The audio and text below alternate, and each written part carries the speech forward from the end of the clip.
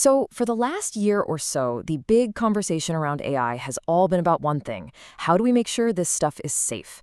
But, in the halls of power, that whole conversation just took a hard right turn, and it wasn't by accident.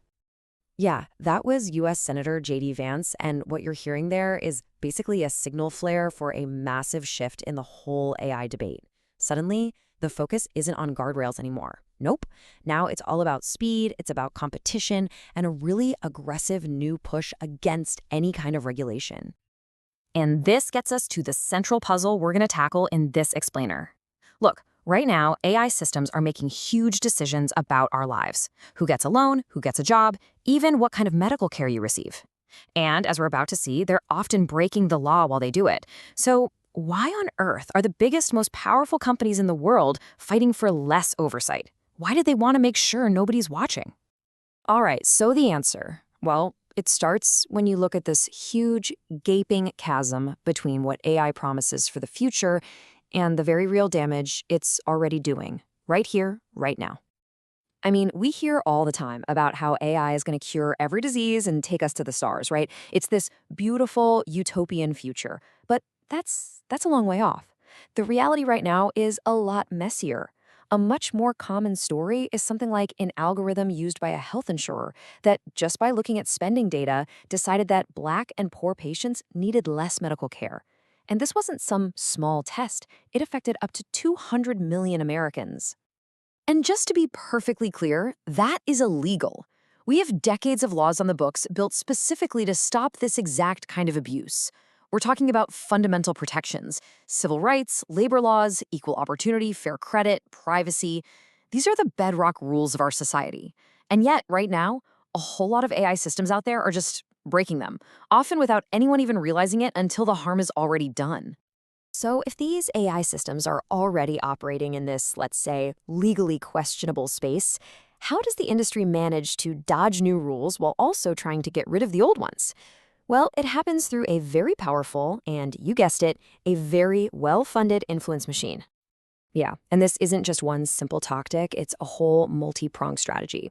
First, you've got the most obvious tool in the toolbox, direct lobbying, just throwing money at the problem. But it goes so much deeper than that. We're talking about funding academic research to kind of steer the conversation, and even getting their own people jobs inside the very government agencies that are supposed to be regulating them.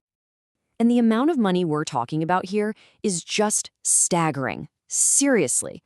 Since ChatGPT kicked off this new AI gold rush, just 5 major tech companies have spent over $100 million on federal lobbying.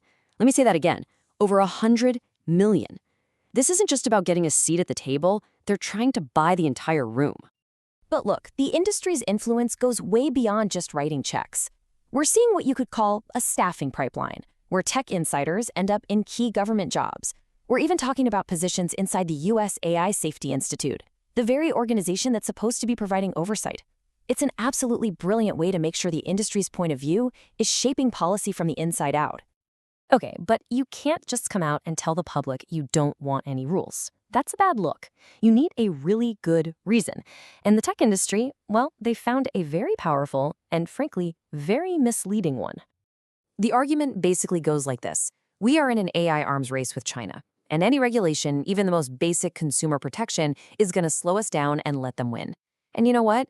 That's a scary thought. It's effective. But here's the huge, fatal flaw in that logic. China is not some deregulated Wild West. In reality, China has one of the most developed and strictest AI regulatory frameworks in the entire world. This is exactly why former policy experts have a name for this kind of thing. They call this us versus them competitive language a Trojan horse. It's a perfect scare tactic that's really just designed to hide what they actually want, deregulation. So, if it's not really about beating China, what is this frantic, desperate push for deregulation all about? Well, the answer, as it so often does, comes down to money, a lot of money. Investors have poured an estimated $200 billion into the AI industry. Just try to wrap your head around that number. That's a mind-boggling amount of cash, and it's funding everything from giant data centers to massive research teams. And when you've got that much skin in the game, it creates an absolutely immense pressure to see a return on that investment. And fast. But here's the industry's dirty little secret.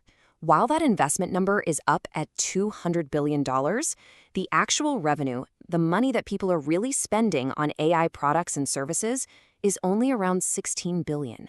That is a massive and, let's be honest, completely unsustainable gap. You can bet the money is getting very, very nervous. So here's the crucial point. When you are under that much financial pressure, anything, and I mean anything, that complicates your business model starts to look like a threat. And all those existing laws we have, the ones that prevent discrimination in housing, the ones that ensure fair hiring, the ones that protect consumers, from the industry's perspective, those are just road bumps. They're obstacles slowing down that desperate race to profitability.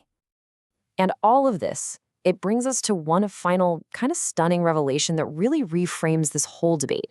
It's all about the ultimate prize in this race, something called artificial general intelligence. You've probably heard of it as AGI. Now, I'm sure you've heard the public story about AGI. It's this theoretical, almost godlike intelligence that's going to be smarter than people and outperform us at pretty much any valuable job. That's the grand, world-changing vision they sell to all of us. But buried away in the legal contracts, there's another definition, a very different one. In the massive investment deal between Microsoft and OpenAI, AGI is defined in much, much simpler terms. It's not a technological milestone, it's a financial one. AGI, according to the contract, is achieved when a system generates $100 billion in profit. Just let that sink in for a second. The ultimate goal isn't saving humanity, it's a number on a balance sheet. And all of a sudden, everything just clicks into place, doesn't it? The $100 million in lobbying, the China arms race scare tactics, the fight to get rid of those so-called road bumps like our civil rights laws. It's all designed to do one thing: clear the path to that $100 billion goal as fast as humanly possible. Which leaves us with one final and really critical question to think about. If the finish line for AI is defined by pure profit, who ultimately pays the price for a race with no rules?